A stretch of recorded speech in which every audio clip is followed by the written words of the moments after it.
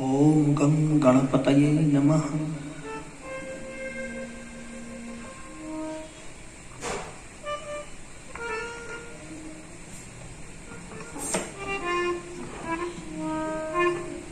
गजाननं भूतगणादिसेवितं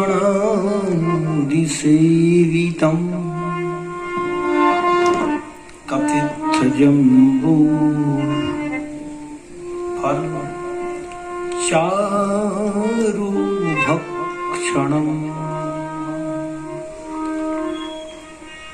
उमासुतं शोकविनाशकारकम्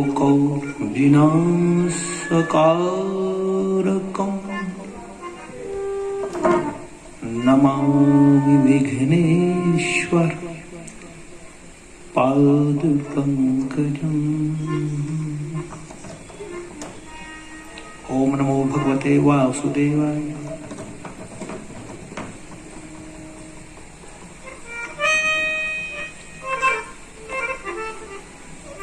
देखिए, सबको पता है कि बड़ी मुश्किल से मनुष्य का जन्म प्राप्त होता है। एक नहीं,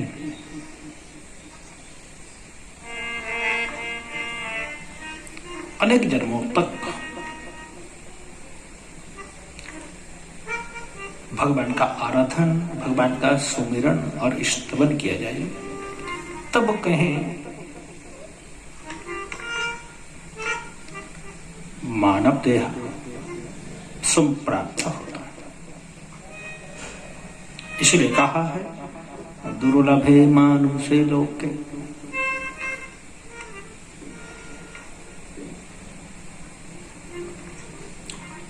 इसमें जितना भजन हम कर लें वह अपना है, अन्यथा तो कुछ नहीं। तो देखिए, सबसे छोटा उपाय जो कलयुग में है वह प्रायः लुप्त सा होता जा रहा है।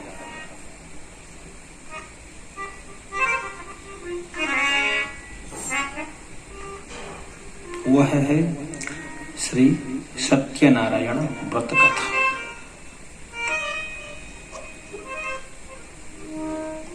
हर व्यक्ति को वर्ष में कम से कम एक बार सत्यनारायण व्रत कथा करानी चाहिए, वह भी विधिवत तरीके से, शास्त्रोक्त रीति से।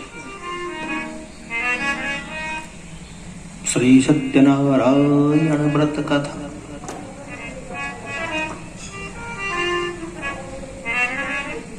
प्रथमोऽध्याय।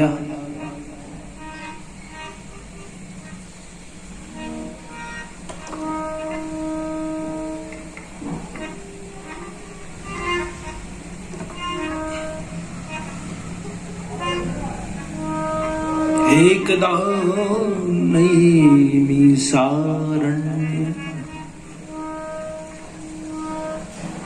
ऋषयः शौनकादयः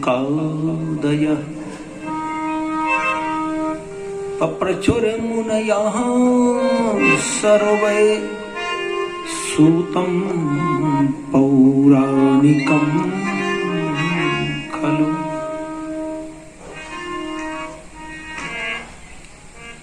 एकदा नैमिषारण्य, एक समय जहां जहां पुराणों में, वेदों में एकदा शब्द आया है, उसको हम एक समय मानते हैं या एक बार हम कह सकते हैं।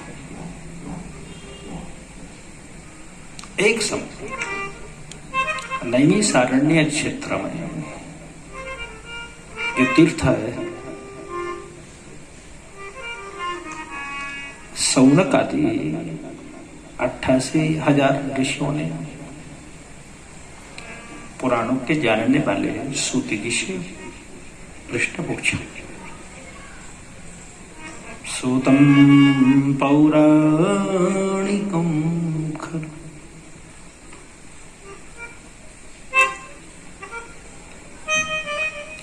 क्या पूछा? ये तो व्यास जी ने कहा, पर ऋषियों ने क्या कहा?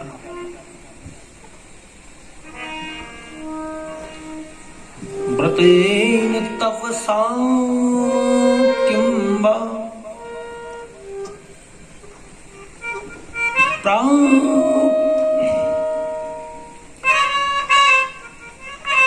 प्राप्यते वाञ्छितं फलम्।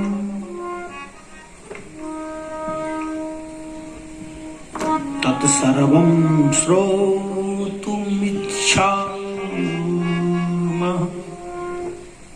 कथयस्व महामुने। बहुत अच्छा प्रश्न किया। व्रतेन तपसा किं वा,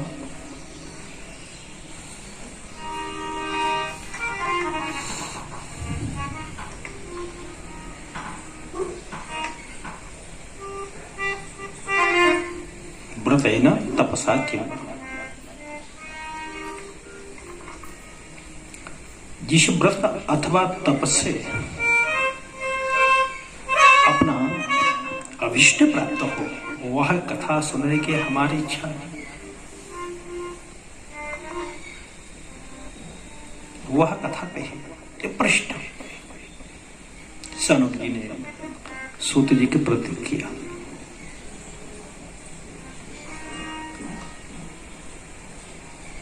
देखिए,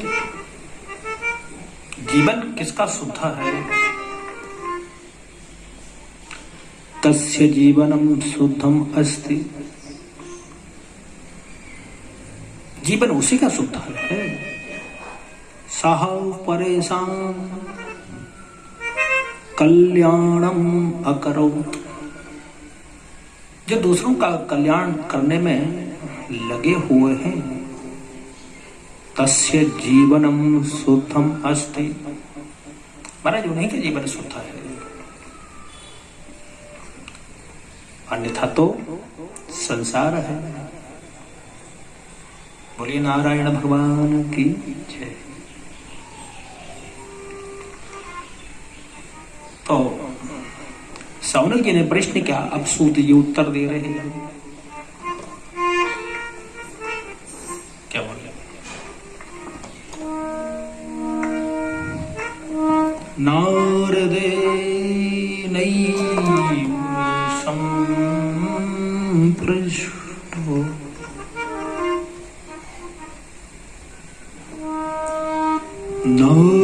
नारदेनैव सम्पृष्टो भगवान् कमलापतिः सुरर्षये यथैवाह तच्छृणोस्त्वं समाहिता।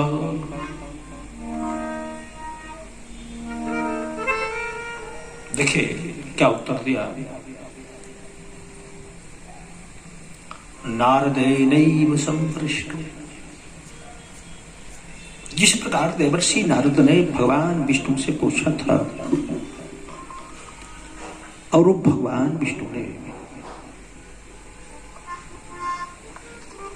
जिस प्रकार कहा था,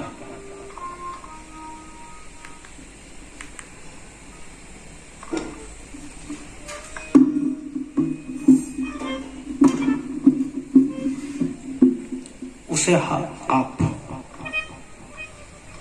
समाहित मन से सुनिए।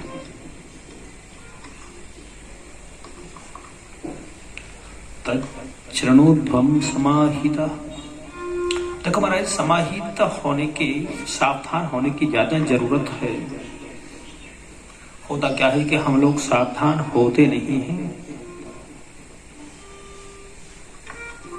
अतः आनंद की संप्राप्ति हो नहीं पाते हैं। भला कोई कुछ कहे, हम सावधान नहीं तो सुनेंगे कैसे। इसलिए सूत जी ने कहा कि समाहित मन से सुने। और फिर क्या कहा,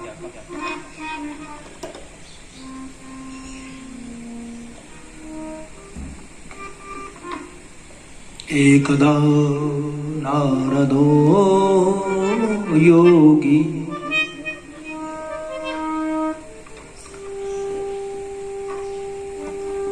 परानुग्रह कांक्षया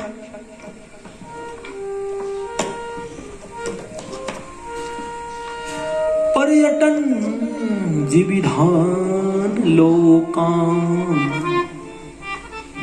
मर्त्यलोकमुपागतः।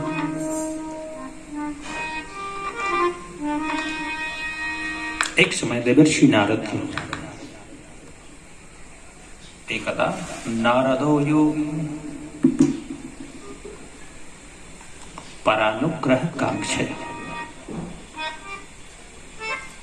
देखो, हम कहीं आकलन करें देवर्षि नारद से, हमारा तो हो नहीं सकता है, क्योंकि हम लोग तो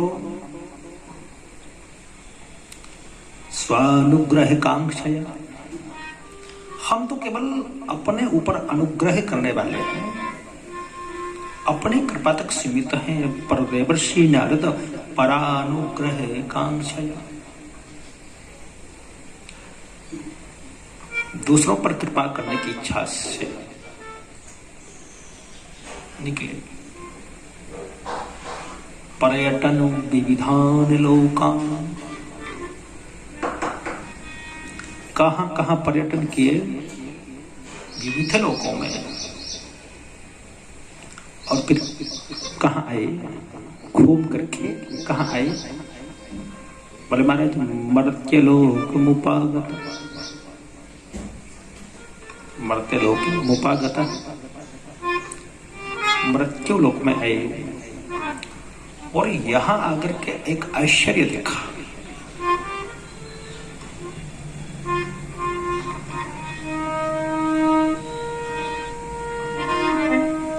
ततो दृष्ट्वा जनान् सर्वान् नानाक्लेश समन्वितान्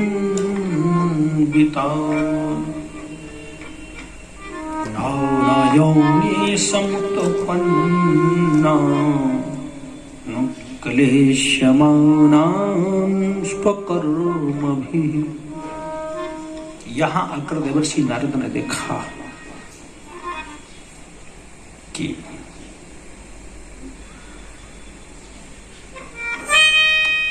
मृत्युलोक के सारे मनुष्य भूत समुदाय नाना प्रकार की योनियों में उत्पन्न होकर के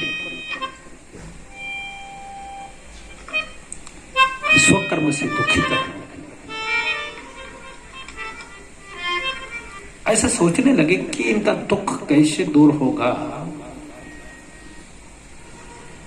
इति संचिन्त्य मनसा विष्णु लोकं गतस्तदा।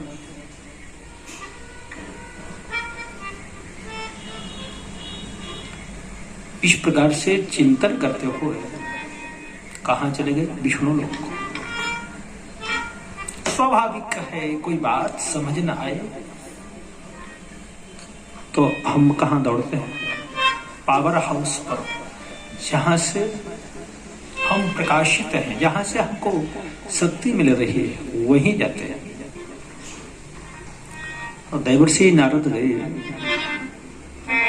भगवान विष्णु के लोक में, और वहां भगवान को देखा। वो शंख चक्र गदा पद्म बनमाला से अलंकृत देवाधिदेव भगवान को देख करके और स्तुति करने को उद्यत हुए।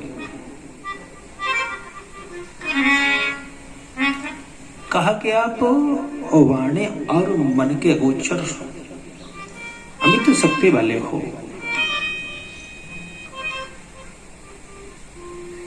भला हम किसी के बारे में कुछ कहें,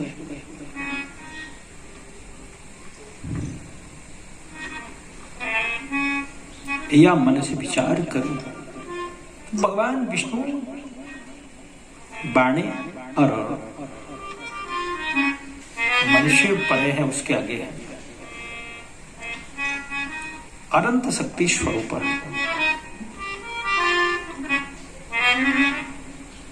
क्या बोले? आदि मध्यांत हीनाय निर्गुणाय गुणात्मने सर्वेषामादि भूताय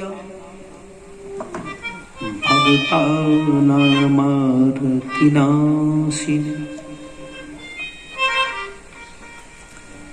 नारद जी बोले कि आपका न तो आदि है, न अंत है, न मध्य है।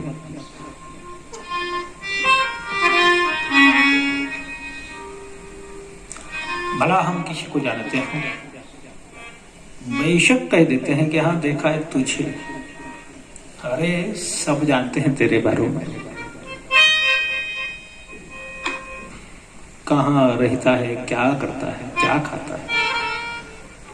पर भला जिसका कोई पता आता ना हो, वह मनुष्य नहीं, वह भगवान है। भगवान का ना प्रारंभ छोर है, न मध्य है और न अंत है। निर्गुणा ये गुणात्मन, वह निर्गुण है और सत्यवादी गुणों को उत्पन्न करने वाले हैं। भगवान विष्णु से कहा कि आप गुणों को उत्पन्न करने वाले हो, अखिल सृष्टि के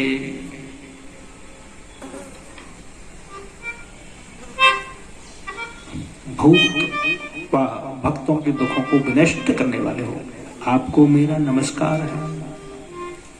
इस प्रकार से देवर्षि नारद ने भगवान विष्णु की स्तुति की।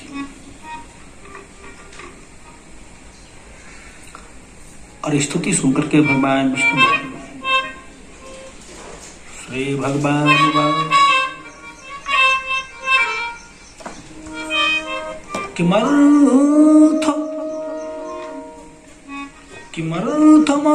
किमर्थमागतोऽसि त्वं किं ते मनसि वर्तते। किमर्थम आगतोऽसि त्वं, भगवान ने कहा तुम क्यों आए हो और तुम्हारे मन में क्या है। हे महाभाग, आप अपना मनोरथ कहो, मैं उन सबका उत्तर दूंगा। नारद जी क्या बोले? हे स्वामी, मृत्युलोक में ही सब मनुष्य नाना प्रकार के योनि में उत्पन्न होकर अपने ही शुकर्मों से दुखित हो रहे हैं। पच्यन्ते पाप कर्म भी। हे स्वामी, मेरे ऊपर आप कृपा करते हो तो बतलाइए उनका दुख कैसे दूर हो। भगवान ने कहा,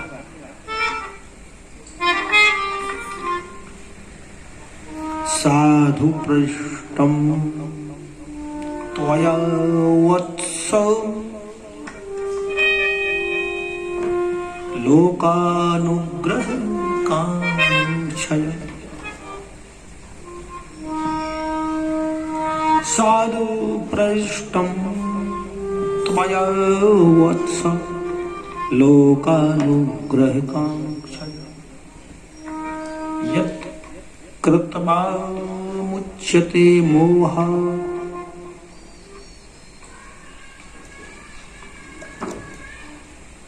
शृणुष्व वदामि।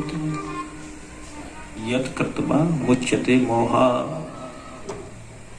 तच्चरणोस्पो वदामि। भगवान ने देवर्षि को कहा कि मैं तुम्हें साधुवाद देता हूं। साधुवाद बहुत कम लोगों को मिलता है। जो उसके पात्र होंगे उन्हीं को तो साधुवाद मिलेगा, और जो उसके पात्र नहीं उन्हें कैसे मिल सकता है। लोकानुग्रह कांक्षे। देखो हम बात करें सूत जी की कि उन्होंने कह दिया था परानुग्रह कांक्षा, लेकिन यहां भगवान विष्णु भी कहते हैं कि लोकानुग्रह कांक्षा। अब तो ये बात स्पष्ट है कि नारद जी के अंदर दया भाव भरा हुआ है।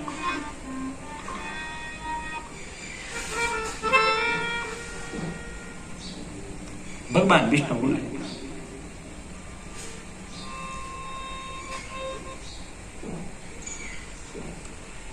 कि मैं जो कहता हूं उस उपाय को करने से प्राणी मोह से मुक्त हो जाता है। और दुख कहां है? जहां मोह वही तो दुख है।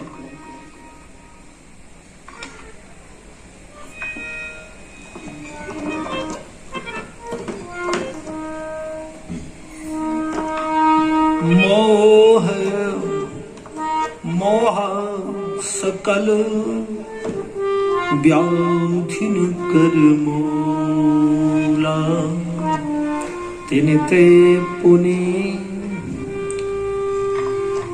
उपजहि बहुसूला। मोह ही तो समस्त व्याधियों का मूल है। उस उपाय के करने से प्राणी मोह से मुक्त हो जाता है, और मोह से मुक्त जो प्राणी हुआ वह सर्वदा सुखी।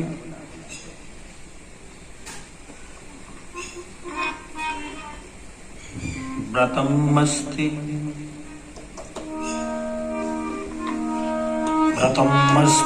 महित पुण्यम स्वर्गे मर्त्ये च दुर्लभम,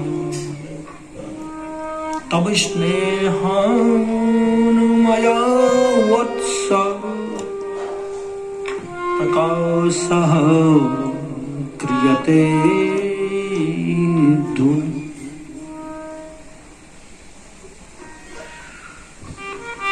प्रभु पुण्य को देने वाला व्रत जो स्वर्ग और इस मृत्यु लोक में दुर्लभ है।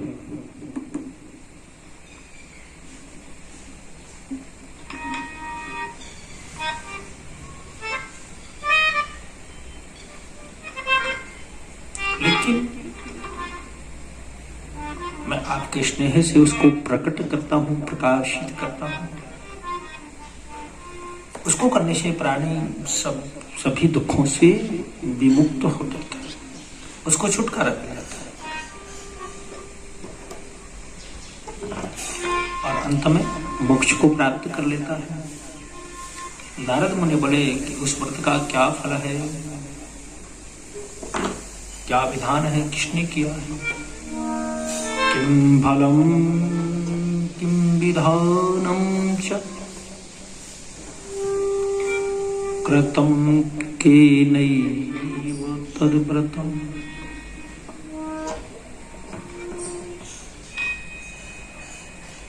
किस दिन करना चाहिए, किसने किया है, क्या विधान है, क्या फल मिलता है, सब विस्तार से वर्णन करें।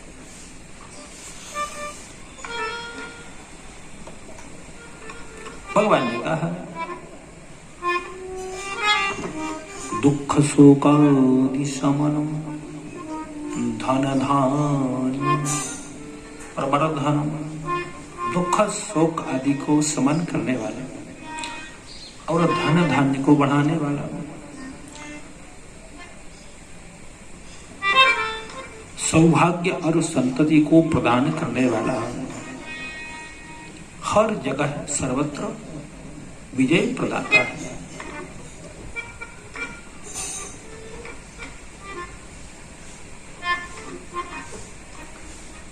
बोले कब करें, तो कहा कि यस्मिन कस्मिन दिने मृत्यु, यस्मिन कस्मिन दिने मृत्यु, श्रद्धा भक्ति श्रद्धा समन्विता। यस्मिन कस्मिन दिने मृत्यु भक्ति श्रद्धा समन्विता। जिस किसी दिन मनुष्य की श्रद्धा और भक्ति हो उसी दिन व्रत करे, पर कब करे, समय क्या है। सत्यनारायणं देव यजेच्छैव निशा मुखे। ध्यान रखें, भगवान सत्यनारायण का व्रत यदि करना है तो वह निशा मुख में होना चाहिए। यजेच्छैव निशा मुख। विप्र और बंधुओं को बुला करके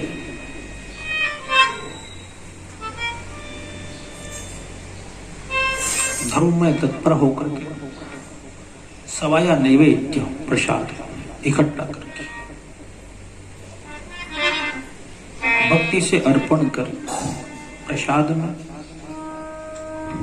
रंभा फलम घृतम क्षीरम गोधूमस्य चूर्णिकम। रंभा फलम केले अवश्य होना चाहिए, घृतम घी हो, दूध हो,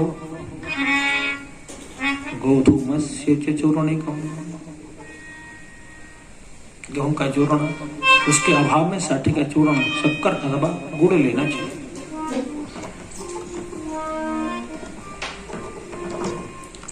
संपूर्ण प्रसाद भक्ति भाव से एकत्रित करके भगवान को भोग लगाते और फिर विप्राय दक्षिणां दद्या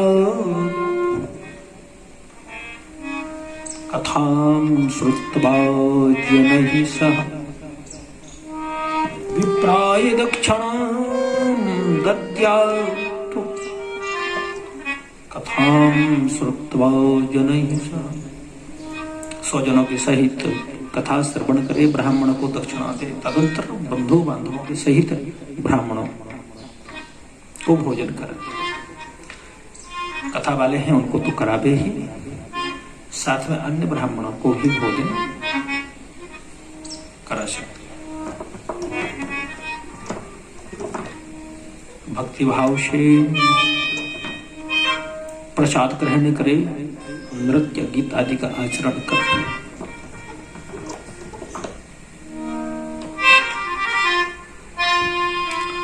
तदंतर भगवान का स्मरण करता हुआ अपने स्थान को चला। इसी प्रकार व्रत का आचरण करने से निश्चय ही मनुष्यों की इच्छाएं पूर्ण हो जाती हैं। विशेषकर कलिकाल में यह लघु उपाय है।